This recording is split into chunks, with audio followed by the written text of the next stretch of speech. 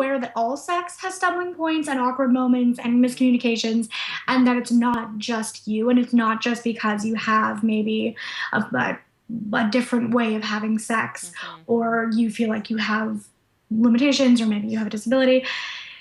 Every single person will have sex that feels awkward, or that doesn't feel great, or that, you look back on it and you're like, oh, I should have said something. Yep. I should have thought about this beforehand, or like, we didn't have the sex toy anywhere near us, so we had to kind of pause things and go get it and blah, blah, blah.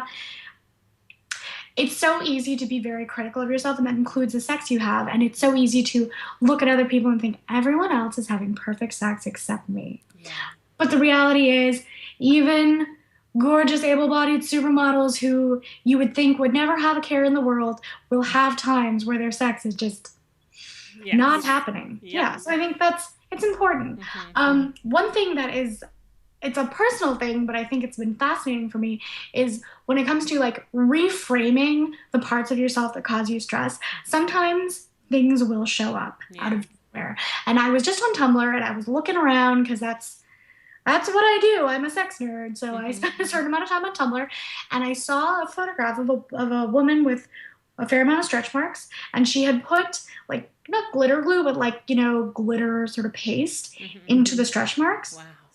And I never felt bad about my stretch marks again. That's actually true. I saw it, and all of a sudden I was like, wow. Oh, they're just lines on your skin, whatever. Right. Shut up. It's the same way I used to hate my freckles, and now I love them.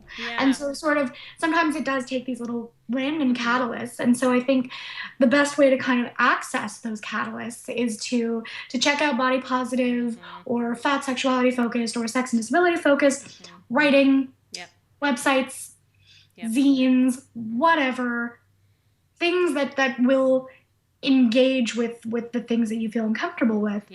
Or that you're uncertain about, or that sometimes gives you pause.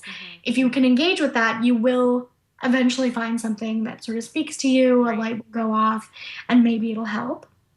I also think finding role models is really helpful.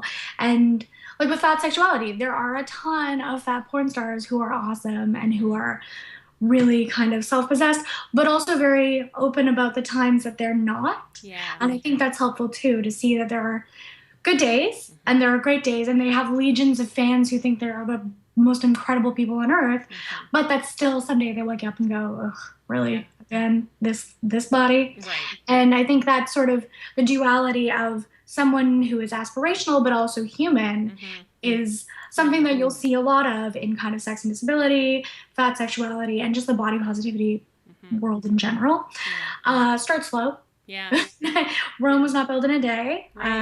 It's if you're on the path to body positivity and you wake up on day 2 and you're like, still not feeling great about this, it's not necessarily the time to give up. I think it's valuable to kind of ongoing always. Exactly. And there's always new challenges, and there are days where you feel like this will never be a problem again.